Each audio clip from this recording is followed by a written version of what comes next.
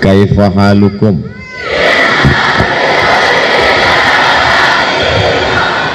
How are you today? Kumaha atuh damang?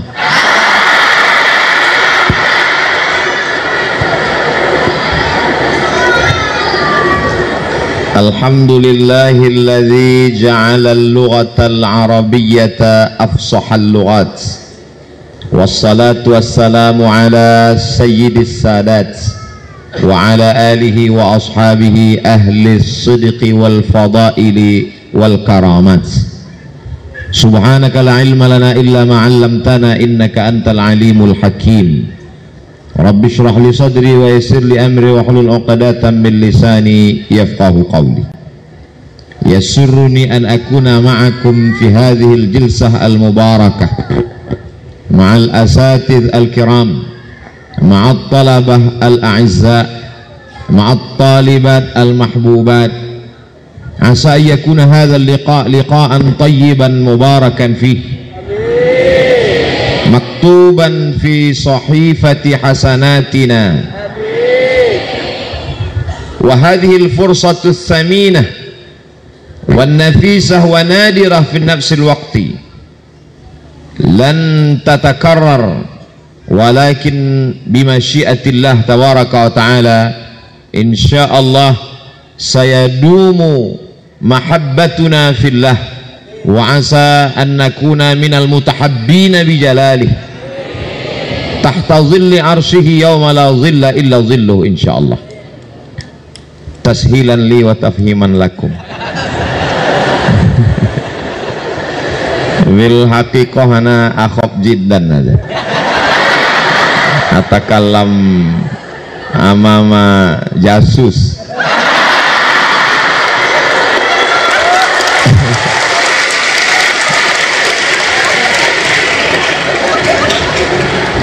Ana al-an la ash'ur ka'anni ustaz alladhi yatakallam amamal jamaah, wa innama al-an Abdul Somad katalib alladhi yatakallam fil muhadarah fi sanah ula.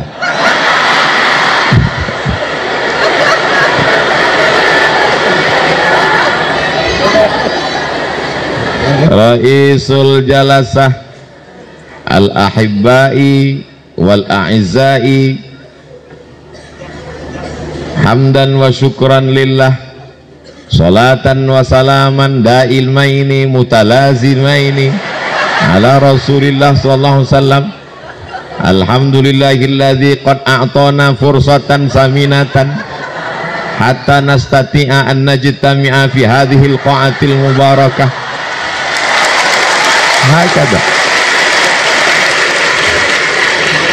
Hakadha nahnu mundu zamanin ba'idin, hakadha nahnu fi sanatil ula ma'al ashab ma'al asdiqa. Antum ya ahibbai tudzakkirunani bisanawatil madiyah lama kuntu fil ma'had. Al ma'had yaj'aluna aqwiya. Arju hatta al-an ana minal khaifin li'anni lamma kuntu fil ma'had lamma sallayna al-maghrib ba'da salatil maghrib yaqumu wahid min qismil lughah al-asma al-maktubah fi hadhihi al-waraqah falyahduru ila qismil lughatil arabiyyah fawran. Hakadha hatta al-an akhafu min qismil lughah.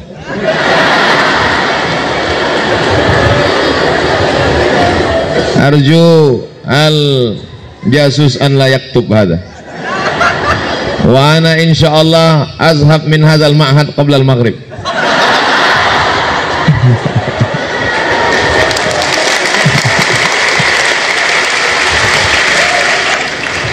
Saya Abdul Somad hari ini bukan sebagai ustadz tapi sebagai seorang thalib di ma'had yang sedang mengenang masa lalu. Begitu masuk tadi melangkahkan kaki melihat yang duduk di belakang pakai peci, pakai baju putih. Ana sedang mundur ke tahun 1993, kelas 1 tahsis bersama kawan-kawan dan sahabat-sahabat. Kalau dipejamkan mata sekarang, terbayang kawan-kawan yang dulu sama-sama kena tempeleng.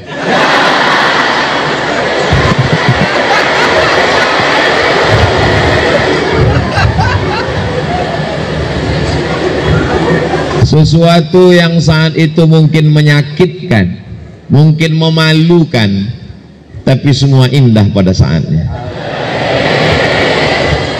Ini semua rasa yang ada di dada ini sekarang sedang bergemuruh, sedang bergejolak.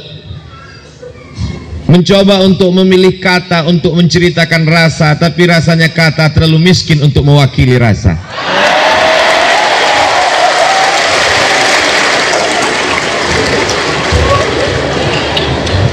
Tapi ku yakin rasaku juga pasti rasamu. Itulah yang tidak bisa dirasakan orang yang nggak pernah mondok. Di antara kualitas yang dijamin di pesantren adalah berani hidup, tidak takut. Sekarang banyak anak-anak orang kaya tidak berani hidup. Disediakan mobil, disediakan motor, disediakan TV, disediakan handphone, disediakan kamar, uang jajannya banyak, PD-nya luar biasa. Begitu bapaknya meninggal, dia error. Kenapa? Karena tidak terbiasa hidup mandiri. Tapi begitu kita masuk pesantren, kita mandiri, kita siap hidup dan siap mati. Betul? Penyakit yang paling mengerikan zaman ini bukan COVID, apalagi emaknya COVID, namanya Omikron. Penyakit yang mengerikan adalah anak-anak tidak bisa mengikat tali sepatunya.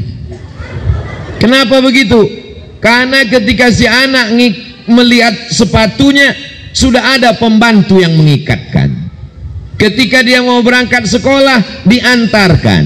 Mau pulang, dijemputkan. Baru mukul perut, sudah disuapkan. Sehingga dia tidak punya kemampuan untuk hidup. Banyak orang yang sekarang berkata, siap mati, siap mati. Masalah mati, nggak siap pun mati.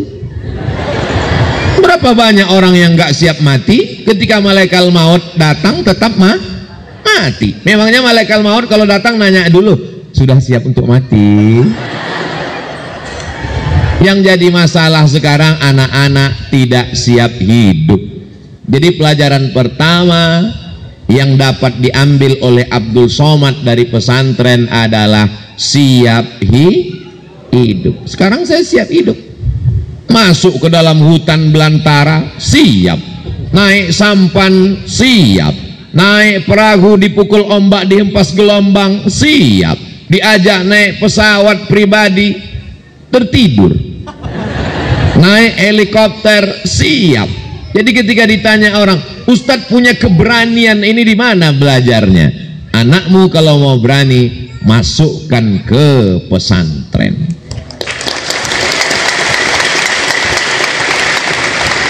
Ini sekarang anak-anak muda zaman sekarang baru ngelihat orang banyak mual, baru ketemu orang asing mencret. Kita di pesantren terbiasa berhadapan dengan kawan-kawan yang tingkah polanya macam-macam. Tapi anak-anak pesantren sekarang baik-baik, beda sama Abdul Somad dulu.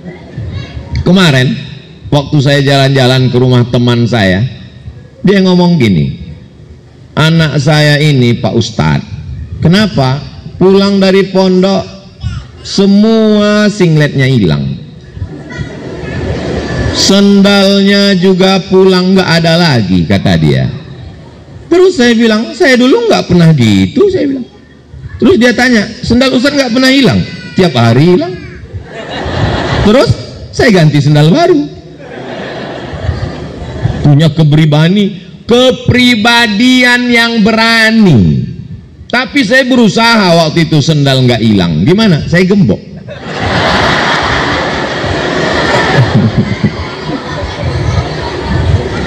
Masuk masjid, sendal kanan pojok sana, sendal kiri pojok sana. Begitu pulang, dua-duanya hilang.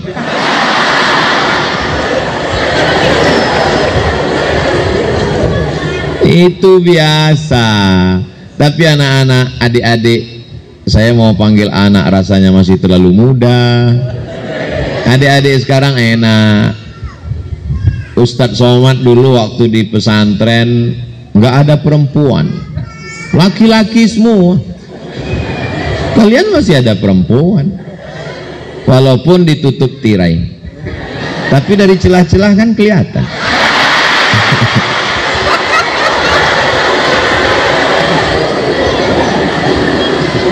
Kami dulu di pondok laki-laki semua, jumlahnya waktu itu lebih sedikit dari adik-adik. Laki-laki 1.800 orang.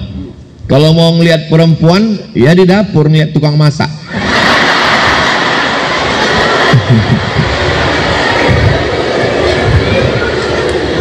Zaman sekarang anak muda selalu dikatakan, hari gini anak muda nggak punya pacar, apa kata dunia. Kita dulu di pesantren nggak penting, yang penting belajar. Kalau terlintas di pikiran ingat cewek, ingat perempuan, hilangkan. Dengan apa cara menghilangkannya? Karena Muhammadun na'iman fi firashihi wa sa'atu asyrun wa lailu kulluhu zalamun wa bardun. Hilangkan semuanya. Pas mau tidur malam terbayang macam-macam, teringat teman-teman waktu liburan, hilangkan. Bagaimana cara menghilangkannya?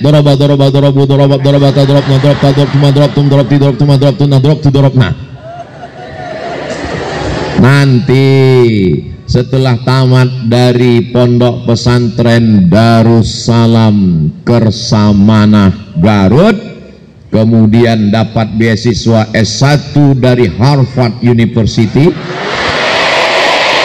lalu kemudian pulang mendapat titel BA, MA, dan PhD, maka semuanya akan ingin kalian menjadi menantunya.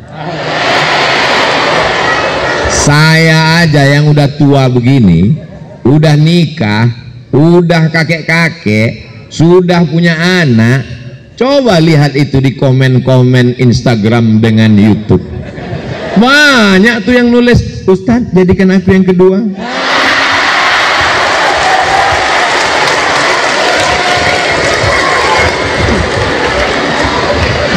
Tolong kameramen sebelum diupload di YouTube yang ngomong tadi dipotong.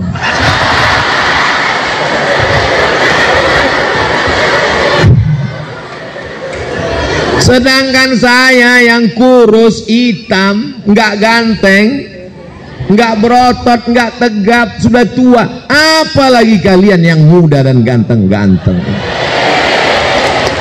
Yang penting belajar aja.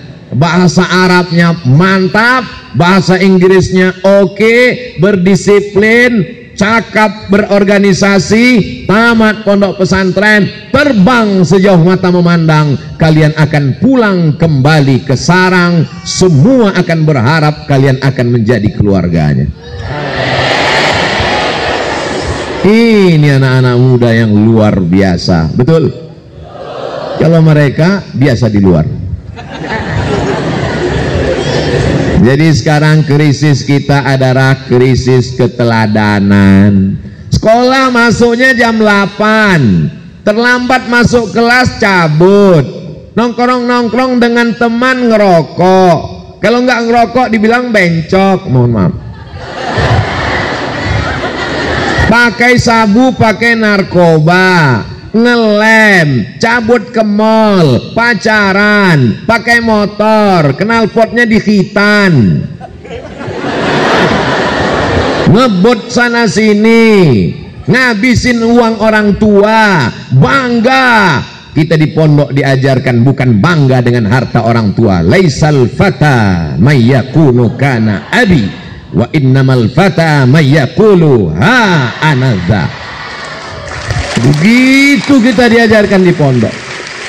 Sekarang anak-anak muda di luar sana pakai motor, bawa handphone tiga-tiganya nggak ada paket. Pakai motor, pakai mobil, semuanya punya bapaknya. Kita di pesantren diajarkan hidup berdikari, berdiri di atas kaki sendiri.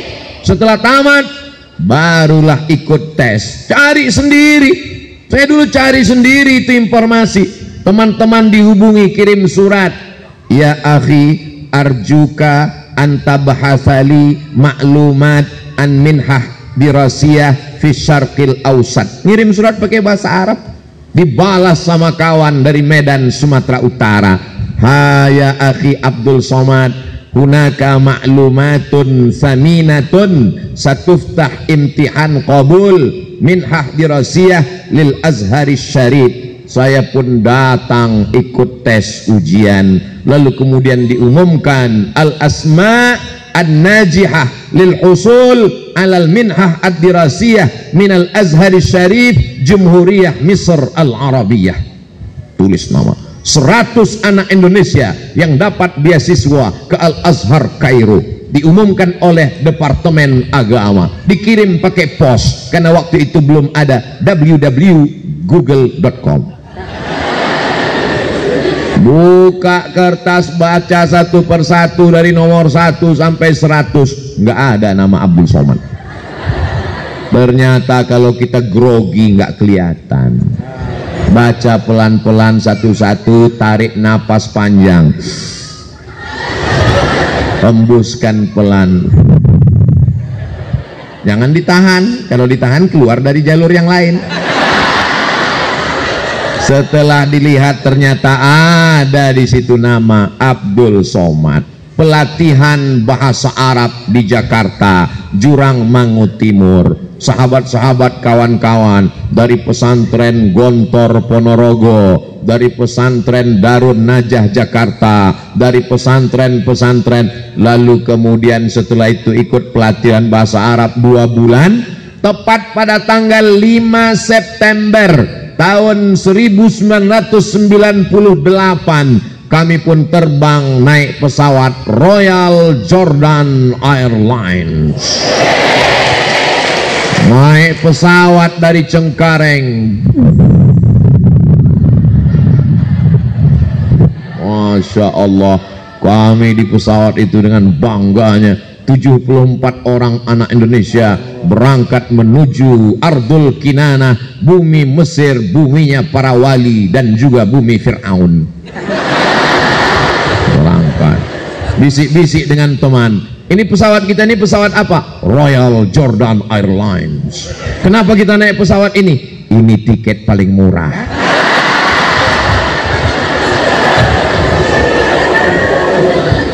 Akhirnya pesawat itu pun mendarat di ibu kota Yordania, Al-Mamlakah Al-Urduniyah Al-Hashimiyah. Lalu kemudian berhenti di kota Amman, ibu kotanya Amman, di Hotel Alia. Menginap musim dingin, kami pun pakai baju tebal, foto-foto. Tapi waktu itu belum ada Instagram. Nggak enak zaman zadul. Salah sendiri, kenapa Ustadz mau lahir zaman dulu? Coba kalau lahir zaman sekarang, kan bisa gaul. Tidak bisa request, tidak bisa minta permintaan, aku ingin sezaman dengan anak sekarang. Apa boleh buat, ini sudah takdir. Akhirnya kami pun menginap di hotel. Pagi-pagi keluar kamar, katanya Al-Futur Jahiz, semua sarapan pagi, breakfast ready. Kami pun keluarlah melihat sarapan yang sudah siap. Ada roti, ada keju, ada zaitun, ada susu. Nggak ada nasi uduk.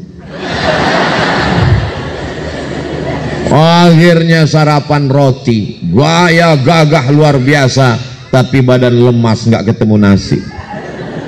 Makanya adik-adik dari sekarang coba-coba makan roti. Jangan sampai seperti Abdul Somad, kalau nggak ketemu roti mukh la yastaghil, otak nggak kerja. Tertulis di sini off. Lalu kemudian setelah transit kami pun berangkat lagi, pakai kemeja, pakai bloofer, pakai jas, pakai topi, naik pesawat dari Amman menuju Kairo. Begitu sampai di Kairo, Masya Allah tabarakallah, rupanya Kairo masih musim panas. Salah kostum, keringetan.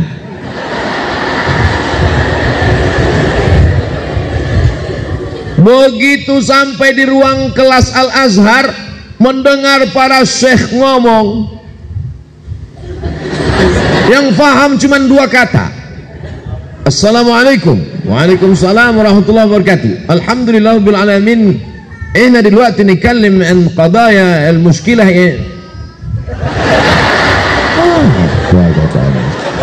Ternyata mereka ngomongnya cepat sekali, seperti kumur-kumur aja.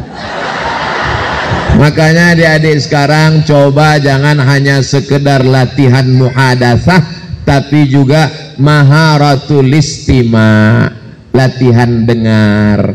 Karena kalau kita cuman biasa ngomong, kurang mendengar. Tapi zaman saya dulu untuk latihan mendengar ini susah. Nunggu jamaah haji bawa kaset nitip. Bapak mau berangkat haji Pak? Iya. Nanti tolong belikan kaset latihan pidato bahasa Arab ya. Iya. Begitu dia pulang, gimana kasetnya Pak? Lupa. Gara-gara apa? Jamaah banyak titip ceret kuning sama tempat celak. Tapi adik-adik sekarang latihan mendengarkan maharatul istima', listening, mudah, tinggal buka saja www.youtube.com. Mau dengar Syekh Yusuf Al-Qardawi ada, mau dengar Syekh Ali Jum'ah ada, mau dengar Syekh Muhammad Said Ramadan Al-Buti ada, mau dengar para ulama Masjidil Haram sedang khutbah ada, mau mendengarkan para ulama Al-Azhar ada. Mudah untuk mendengar. Jadi kalau dibandingkan, enak zaman Ustadz Somad atau zaman adik-adik sekarang? Zaman sekarang semuanya serba mudah untuk mendengarkan. Zaman dulu kalau mau baca koran Arab, Abdul Somad dulu kalau mau baca koran Arab, nunggu jamaah haji pulang, cari pembungkus korma. Bungkus korma, cari, itu baca Arab. Ini kok surat Yasin semua isinya ya. Zaman adik-adik sekarang tinggal ketik saja di Google www.aljazira.com, enter, www.alahram.com, enter. Zaman mudah. Makanya kalau ada anak pesantren zaman sekarang gak bisa bahasa Arab, lebih baik kembali ke masa lalu. Karena fasilitas begitu mudahnya. Tapi ada satu yang tidak bisa dikalahkan. Apa dia? Kemauan. Fasilitas boleh tidak. Susah mau cari koran Arab, susah mau nonton ceramah Arab, tapi kalau kemauan kuat bisa dipotong. Tapi walaupun koran banyak, website banyak, ceramah banyak, tapi kalau sudah kemauan tidak ada, bawaannya 5L. Lemah, letih, lesu, letoy, lunglai, loyo. Lebih baik mati sebelum malaikat maut datang. Makanya kalau ngelihat ada jenazah lewat, ikut. Pak, ya itu jenazah ya, boleh ikut nggak? Kenapa? Karena sesungguhnya dia sudah mati sebelum sudah mati.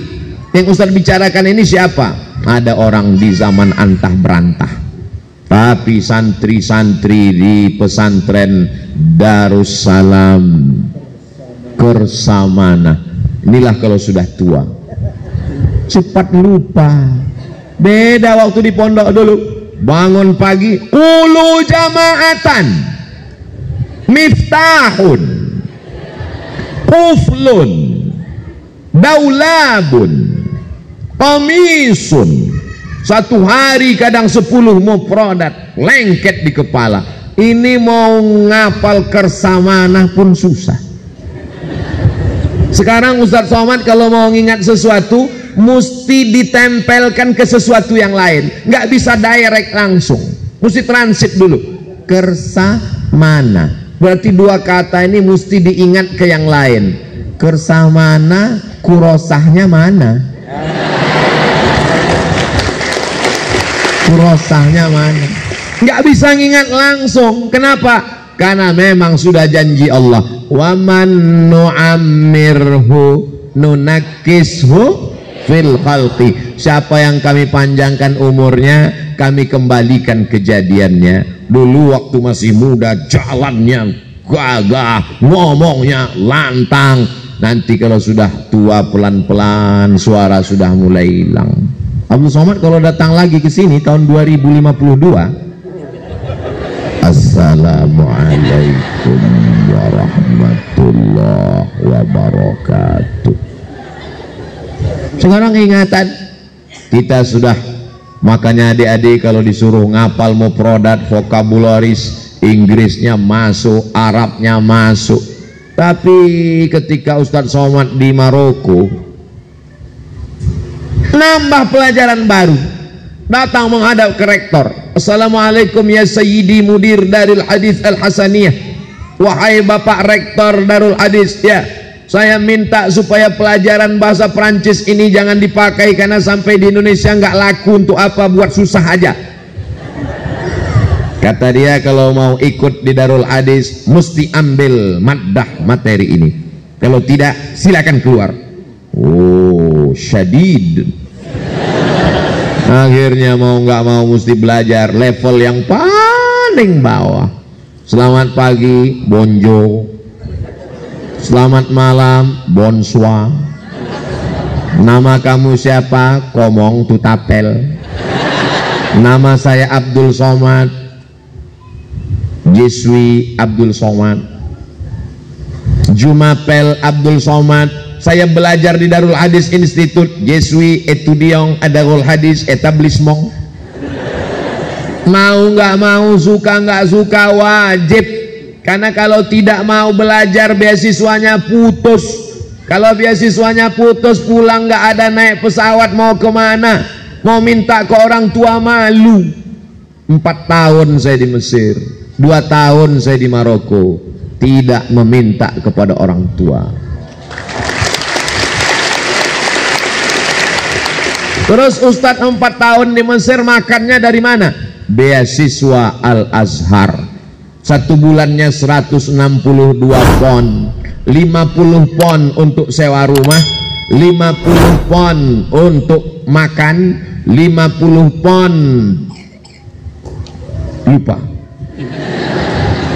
20 pon disimpan untuk persiapan mana tahu sakit perut pening kepala, 20 pon untuk ongkos bis, 20 pon untuk beli kitab, yang 2 pon jajan. Tapi saya kurus ini bukan karena nggak jajan, bukan karena nggak sarapan, bukan karena nggak makan, tapi karena memang dididik untuk disiplin. Dari mana Ustadz dapat disiplin ini? Di pondok. Karena kita di pondok sudah diajar untuk mengatur uang belanja. Setiap bulan dikirim orang tua. Orang anak-anak zaman sekarang yang nggak belajar di pondok, pagi minta jajan, kuliah minta jajan, sekolah minta jajan, nikah minta lagi, punya anak minta lagi, punya cucu minta lagi, sampai mati minta terus. Kita di pesantren diajarkan, dididik untuk independen, mengatur diri kita sendiri. Terus Ustadz beasiswanya di mana? Setelah taman S1 2002 sudah ada internet. Saya pemburu beasiswa. Moroccan Scholarship, Minhah Dirasiyah Minal Mamlakatil Maghribiyah, enter beasiswa scholarship. Kirim berkas, kirim fotokopi paspor, kirim ijazah, kirim transkrip nilai, datang balasan ke email, silakan Anda diterima di Darul Hadis Al-Hasaniyah. Terbang lagi, berangkat. Begitu sampai naik pesawat, nama pesawatnya Qatar Airlines, pesawat yang paling murah juga. transit di Qatar, berhenti di Qatar, setelah itu berangkat lagi ke Casablanca. Casa artinya rumah, Blanca artinya putih. Casablanca rumah putih. Bahasa Arabnya ad-darul bayda, dar putih, bayda putih, dar rumah, ad-darul bayda rumah putih. Nama negaranya Al-Mamlakatul Maghribiyah, kerajaan Maroko di tepi Samudra Atlantik. 30 menit dari Maroko, mendarat ke kota pertama Algeciras. Di sanalah Islam pernah berkuasa 700 tahun lamanya. Itulah yang disebut dengan Al-Imam Al-Qurtubi. Qurtubi diambil dari kata Cordova. Negeri itu bernama Andalusia. Jamaah banyak yang tidak tahu Andalusia, tapi begitu saya sebut Real Madrid, Barcelona, nah, banyak yang nanya, kenapa Ustadz jauh-jauh? Ketika pergi haji, kami pergi ke Makkah, berangkat haji. Apa kata jamaah haji? Sudah lama kau jadi TKI. TKI itu tidak hina, Pak. Mereka itu adalah pahlawan devisa bayar pajak untuk negara. Betul? Pembangunan jalan kita itu dari TKI. Oh, jadi kau TKI? Saya ini mahasiswa, Pak. Di mana kau belajar? Di Maroko. Dekat dari Maroke. Memang susah ya ngomong sama orang nggak pernah makan bangku sekolahan.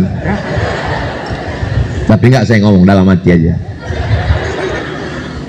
Sudah lama kau di sana? Sudah 2 tahun, Pak. Ngapain di sana?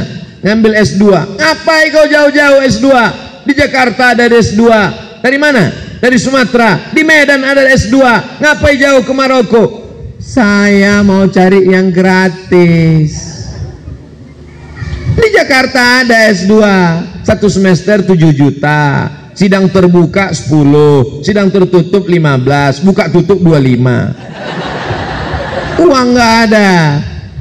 Maka saya pemburu beasiswa. S1 gratis, S2 gratis. Selesai. S1 saya selesaikan sampai tanggal 5 September 98. Tahun 2002 bulan Juli saya sudah selesai S1. 3 tahun 10 bulan selesai S1. Makanya sekarang kalau saya ketemu sama anak-anak muda di kampus, ente semester berapa? Semester berapa? Semester 14, Pak.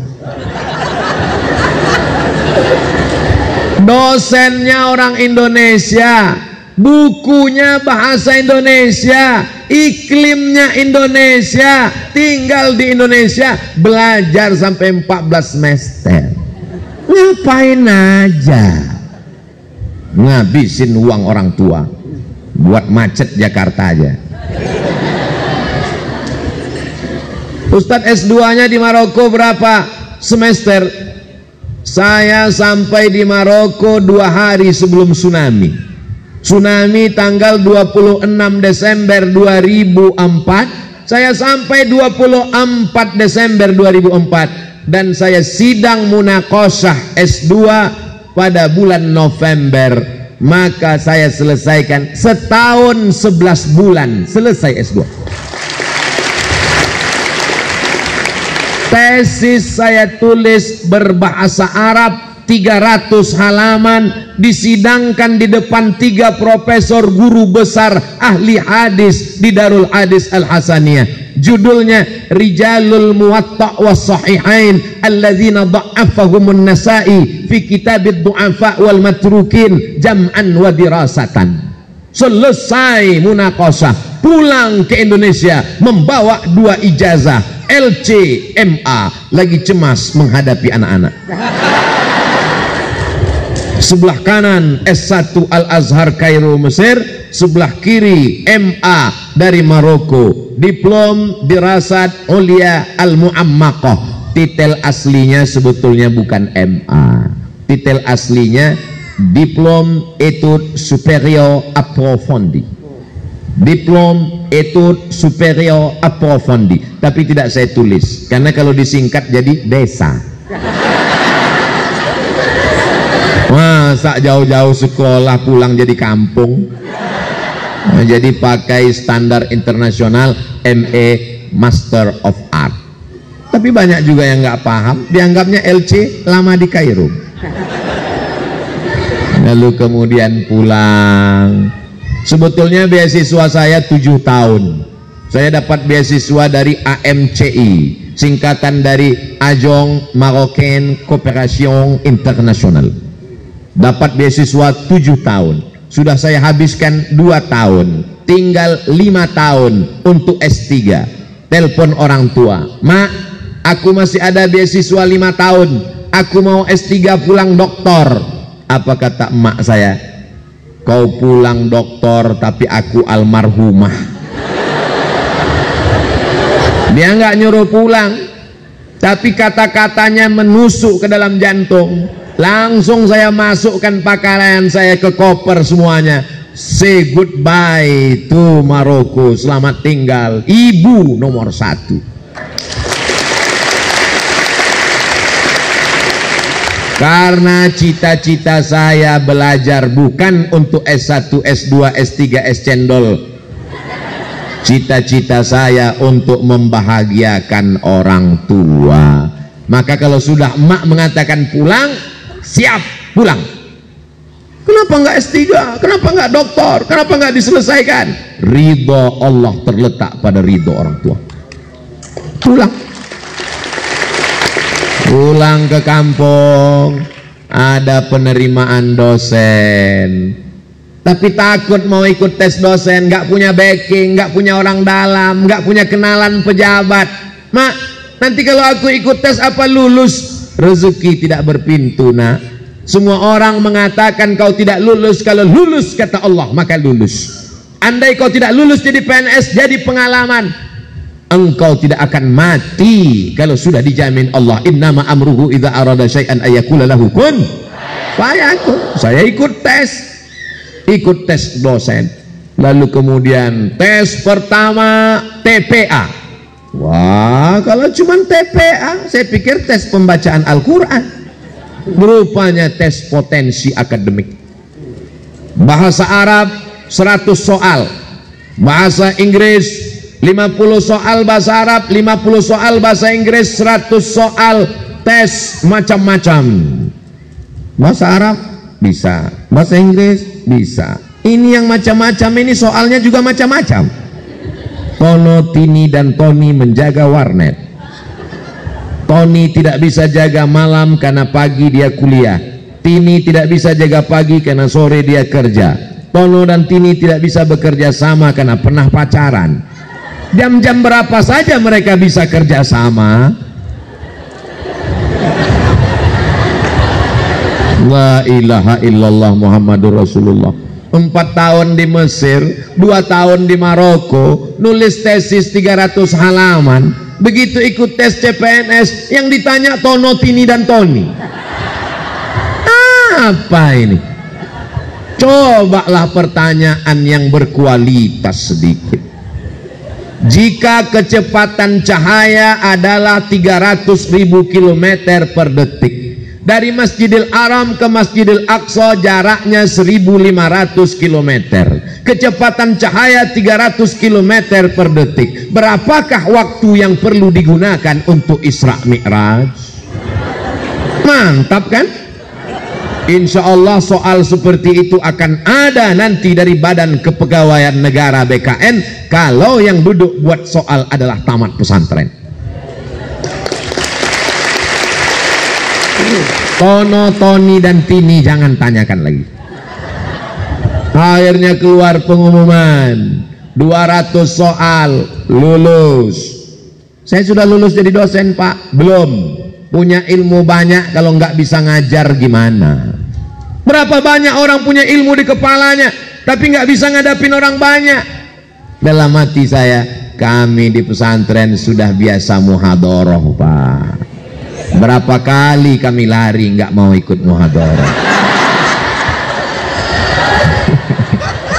cabut sembunyi dalam lemari, cabut masuk ke atas dek atap. Zaman saya dulu, kami dulu nakal-nakal. Adik-adik sekarang coba lihat baik-baik, sopan-sopan. Kami dulu di bawah sedikit level dari hantu.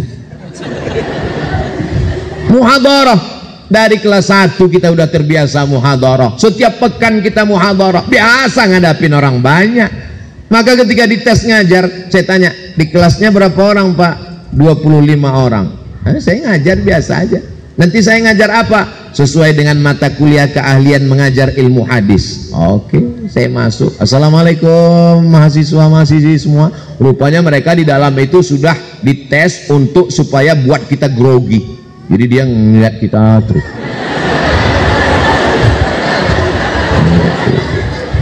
Saya biasa aja karena kita biasa dilihat orang.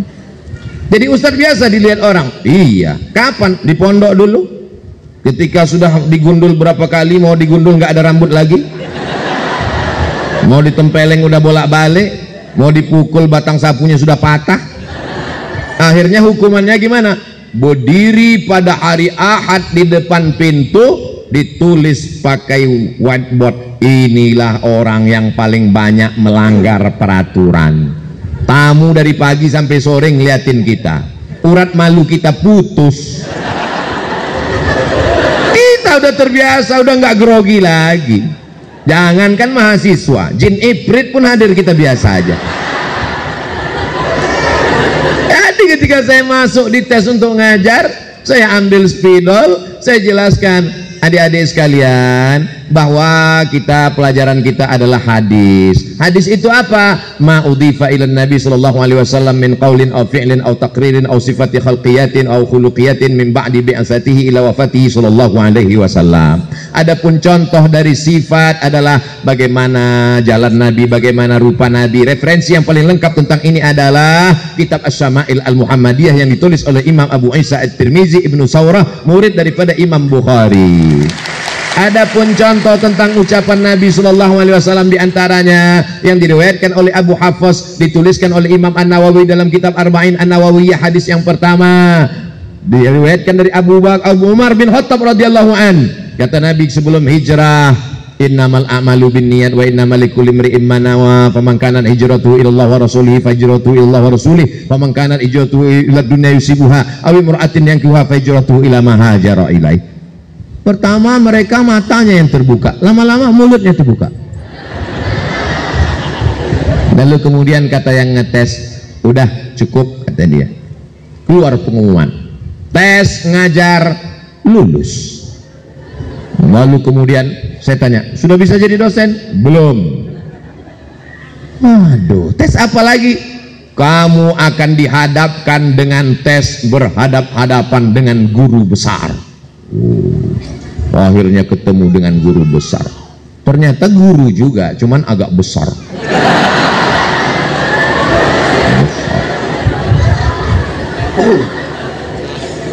Di mana kamu belajar? Saya S1-nya di Mesir, Pak. Terus S2 di mana? S2 saya di Maroko, Pak. Tapi dari tatapan matanya aku bisa tahu bahwa dia mulai terkagum-kagum. Kita pede. Karena kita di pondok sudah pede, kita bahasa Arab, kita bahasa Inggris. Nanti kalau Anda lulus jadi dosen, apa yang Anda lakukan? Saya akan nulis buku, saya akan perbaiki silabus, saya akan perbaiki kurikulum pendidikan sesuai dengan ilmu yang saya pelajari selama ini. Apa visi misi Anda? Kebetulan sebelum masuk kelas itu, saya baca visi misinya di dinding. Saya akan mewujudkan Universitas Islam Negeri Sultan Syarif Kasim menjadi pusat peradaban se-Asia Tenggara, sejalan antara budaya Melayu dengan keislaman.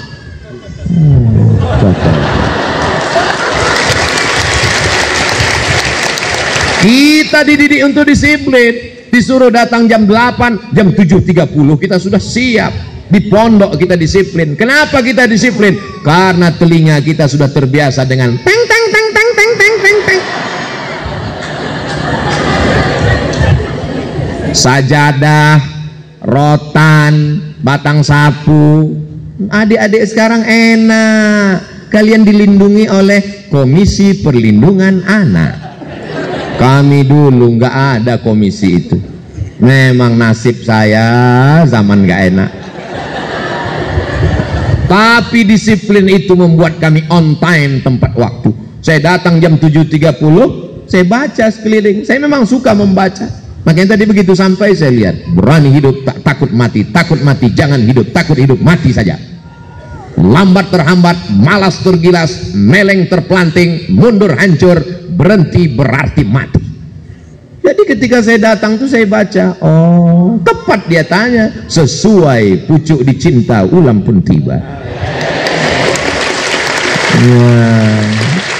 Lalu kemudian ketemu dengan satu lagi, ini guru besar akan ngetes lagi kata dia. Apa ini tes. Silakan masuk. Saya pun masuk. Dia tidak suruh saya duduk. Putar ke kanan, saya putar kanan. Putar ke kiri, saya putar ke kiri. Oh, ternyata Anda tidak cacat.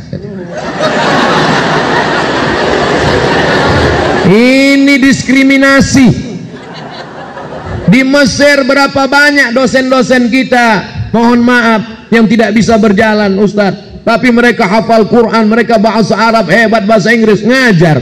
Dosen saya Syekh Ibrahim Al-Khuli, profesor doktor, mohon maaf, tunanetra, tapi hafal Al-Quran, hafal hadis. Tapi saya nggak bantah, yang penting lulus dulu kan. Habis itu dia lihat, Anda merokok? Tidak Pak. Jujur Anda tidak merokok? Tidak. Kenapa bibir Anda hitam? Allah. Inilah nasib orang hitam. Saya bilang saya orangnya hitam, dia bibir hitam. Masa orang hitam bibirnya putih? Ayak-ayak waya tuh.